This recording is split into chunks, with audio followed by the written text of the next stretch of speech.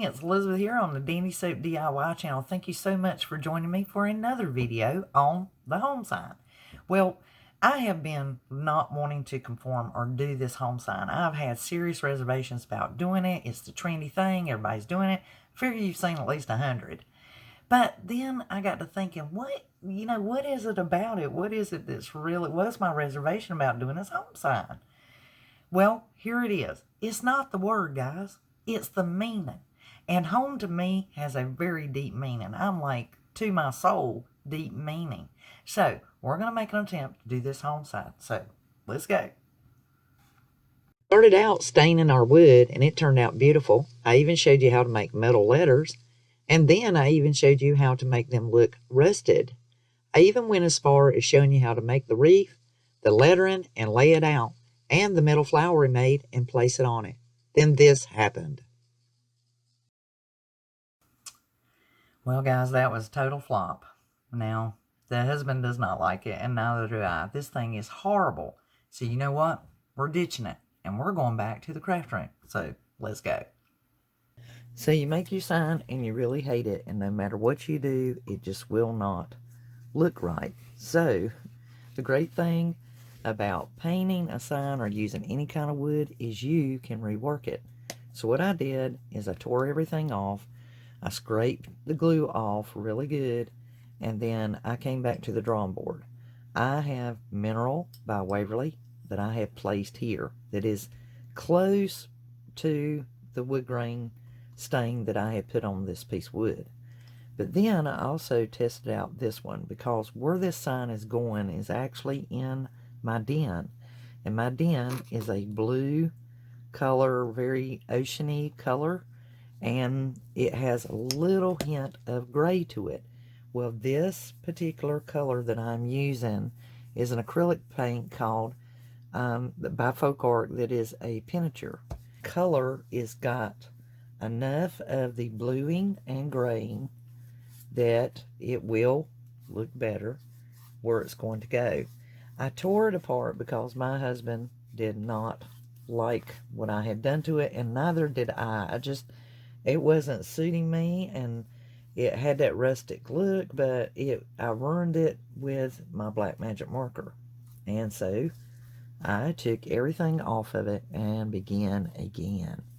So I'm going to coat this, and I will be right back. Now for this next step, we have to determine where our letters are going to be placed, and we have to find the center of it.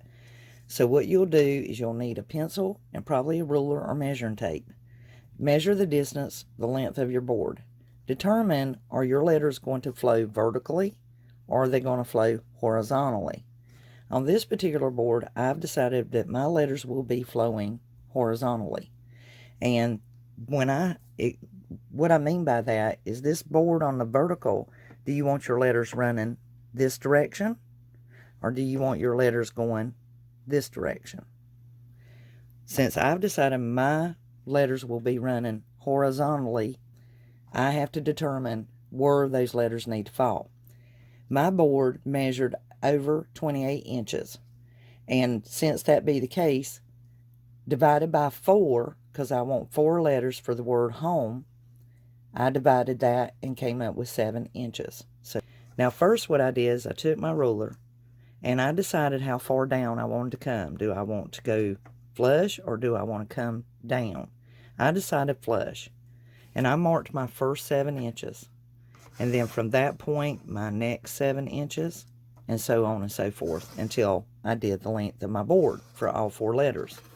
Now to find the center where I'm going to be placing my letter, I know that I have to divide that first 7 inches in half, which is 3.5. And since the width of my board happens to be 5.5 inches, I know that I have to come down 2 3/4 inches. And voila, that's how I found my center. I will go to the next one. In this 7 inches, I'll mark my 3.5 mark. I will go to the top. I will locate that, and I will come down 2 3/4 inches. And that is how I decide where to put my letters and get them centered. Now, moving on to the next step, lettering our sign. I picked up these letters from the poster letters. You can get these at Dollar Tree. This is the 3.5 inch by 4 inch letters. Now this will give me a base to go on because I'm actually going to fancy up my letters. But so that it makes it easier for me and less stressful, I can put my word home here and trace out these stencils from this poster letters, and there I have my letter made. That way I can deviate from it, make it fancy, color it in, paint it, or do whatever I would like. So laying the stencil letters out helped give me an idea, and I can visually see where those letters are going to be placed and how much distance it allows me. As you know, everyone uses the O to put different decorations there to represent holidays, special occasions, and things of that nature. And I'm no different because I'm a DIYer and I love decorating things. So I know that I like where the others are placed, and I do want to make sure that this gives me a little more room. So I'm actually going to be moving each one of my letters over by about 1/2 inch to 1 inch. And that will give me additional room in my center. And I want to make sure that on my ends, they match. I want to make sure that each letter is the exact distance at the beginning and the end apart from each other. And then that way, if you need to, you can make up the difference in betweenst with the other letters. And like I said, using the project letters for posters and stuff, they give you a great visual so you can actually see where everything's going to land. And then you can make changes as you need to. So I began using my ruler and the stenciled poster letters to make my letters more boxy, bold, block, square. And this font, the one that I was trying to achieve and did achieve, was more of, kind of reminds you of the Old West Westerns. It actually has like a small ripple in it, like a ribbon effect, probably even considered carousel font. And like I said, it does have that old-timey Western feel to it. Now, I just used my pencil and kept working and sketching. As you'll see, these are block letters, and I put that little wave in the center. Now, I'm using a white eraser, guys, and the reason why you want to use a white eraser is it will remove all of your pencil mark and leave no residue. So it makes it cleaning up a breeze, and you can just move right along with your project. Now, I'm taking the paint markers. I got these from Walmart, but you'll find an affiliate link in the description box for good quality paint markers as well. Now, I'm just filling in the letters. It's just a matter of coloring them in, just like a coloring book. And these paint markers make it a breeze. Now, I'm taking a fine paint marker in black, and I'm tracing them out.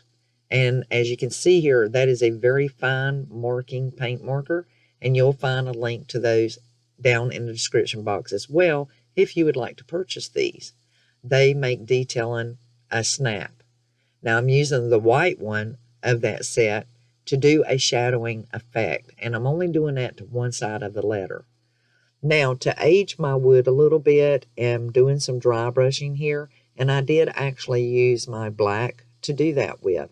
And there is enough fine resin grain in the wood to give it that effect. So it really, truly just aged it up just awesome.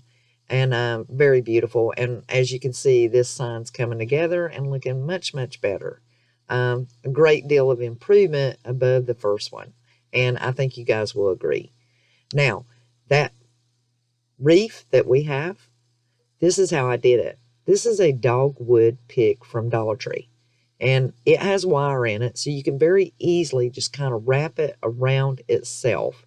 And then I twisted the longer ones, and then I began wrapping it around itself, just like you would a handmade, homemade grapevine wreath. Now, once I got it situated and straightened out, I was ready to place it onto my sign. This was the original sign, so I took a piece of chenille, and I just glued it where the O is.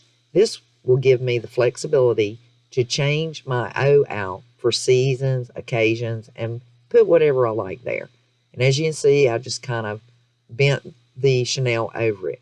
And here she is, absolutely 100% improvement, and she is beautiful. My husband loved it. Now, you guys, here we go. That metal flower you saw on that little clip earlier in this video, I'm going to show you how to make it. I am using an aluminum pan. I had originally showed you guys how to make all of your letters using aluminum and even how to rust them out. So to make use of that aluminum pie pan, I'm just taking my scissors, and as long as you do not just slide or scrape your hand across this metal, it's not going to cut you. And it's easy to work with, and the tin pie pans have a little more thickness gauge. Now, as you can see here, I'm basically just cutting them odd sizes. I'm not trying to make them all the same size. And it's kind of straight with an oblong circle to it so that they look more like a flower petal or even a leaf. And there you go. Just start arranging them and placing them where they look the best and they suit you. So while we are watching me cut these pieces out and form this flower, let me give you a little history on celebrating 100 years of using the word home. That's right, guys. It's only 100 years old. And let me tell you, in 1920 is when home became a mainstay use of word referring to home as we know it today. It was not used as home previously. It was actually derived, home being a verb, and it was used in 1765 to go home, or meaning to be guided to a destination by radio signals, which was actually used during the World War. So in 1920, it was referred as home, meaning to refer to pigeons going home. So pigeons would go home. And then again, it's used in many references such as home economics, home computers, and things of that nature, even a home movie as early as 1907. But it was not actually used as the word home as we know it today until 1920. So we should be celebrating 100 years of using the word home. Now, guys, as you see, I took a cardboard and I cut out a disc because we need to raise up this flower. Now, using the paint markers, I painted the petals white, the center blue, a little bit of the green for the stem, and I used that on the center as well, along with the Sharpie to make some black marks. And I'm taking a pencil and kind of rolling those petals on it just so they don't look so stiff and straight, and it gives it a little more personality and makes it look more realistic. Now, as you see here, I've cut some extra cardboard to help raise it up. So the first thing you want to do is take your glue gun and start placing your petals all about that cardboard center until you get them arranged to where they suit you and they look best. And make sure you're just interchanging odd and even sizes, and not all of them are the same identical size. Then take you a couple of pieces of cardboard, glue it in the center to raise that center up.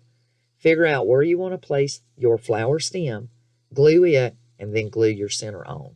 And voila, you have a beautiful flower. The flower that we made to this just block of wood that I had stained. And I'm going to take my Dollar Tree ribbon. We're going to trim out this little block. So this is the way I'm going to do it. I'm going to like kind of measure it, because I know that if I go around this one whole time, I'm pretty much going to have it covered. So that's going to put me somewhere about here. So I'm going to take and I'm going to cut it in half right down the middle, and then we're going to glue this on. So I began gluing my ribbon, burlap ribbon with the lace trim around my block. And just take your time, and I put a pleat in it and glued it and just go about it. And that one strip cut in half was enough to cover and go all the way around my block with a little leftover. Took my paint markers and I wrote on there Daisy. And I did it in my own handwriting. And it usually when you use your own handwriting, guys, your piece is going to be beautiful. It has that personableness unlike anybody else. And to raise it up so that my little frill there, my ruffle, can hang down, I glued another piece of wood block scrap to the bottom of it. And that just kind of served as a stand to make it stand on its own very comfortably. And she turned out lovely. I really like this piece, and it's a regular one of my decor now on my desk. Thank you so much for viewing another video, and I welcome you all. You guys have made me at home on the YouTube, and I really appreciate it. My current subscribers, I love and adore you. I look forward to all your comments. And those of you who would like to join the description box down below, but I want to show you another way. For those of you who don't know, many times, many channels will ask you to subscribe. And some people don't actually know that subscribing to any YouTube channel in all of YouTube land is absolutely teetotally free. And it is easy. Underneath every video, you see a bell. When you click on that bell, it pops open a window. That window is going to offer you a chance to say all or personalize. When you click on it, you are now subscribed to that channel. What's going to happen, you're going to receive a notification letting you know that that channel just put up a new video. You can click on it. It's going to zip you right over there and you get to view the video. So it's that easy and totally free. Now, those of you who would like to join my channel, do the same thing. Hit the bell, subscribe to the channel. Also, make sure that you link up with me on all my social media channels. Once again, you can just go down in the description box. You will find the link to that, as well as the playlist that sings harmony to all these DIYs. Now, if you're following me on the deck series, the update that I'm doing, you'll receive notification once you subscribe to the channel. I really appreciate it. Now, I want to hear each and every one of these comments on what home means to you. And I just want to leave you with this special note of how much I gave thought to this whole project on doing this home sign. Now, I know it looks like simple woods and letter and paint, and it really is. But there is a deeper, deeper meaning for me. And it was a long time coming for me to actually make the home sign. It's been trending a while, but I just could not, I don't know, I had to come to terms with it because home means a lot to me. And I guess I wanted to go over the top with making my home sign. But then in the midst of it, I realized it's the simplicity of it all. You know, it really is about the bills and the dirty dishes and the kids and the doctor's appointments and who's going where and what's doing what and how many people are at the table and how much you got to fix. It's about all those things. But I think what it especially means, I think what home truly deep-seatedly means to me is it is this place, the one place in the whole world that no matter how bad my day was or how great my day is, I can be me all the time, 24/7. There is no putting on airs. There is no fronts. I can be myself. I can relax and I can feel safe and secure. So I don't need a fancy home sign to say that. All I need is the knowledge and knowing that I have a place to go to where I am always welcomed. And you guys have done that for me right here on YouTube. And I adore you for it. Thank you so much for making me feel welcomed and at home. So I don't want to get too emotional, but I do want to tell you that if it weren't for you, my channel wouldn't be growing. And it is the utmost appreciation and respect.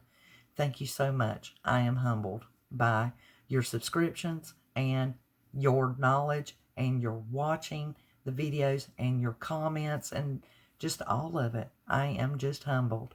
So you guys is as heartfelt and sincere.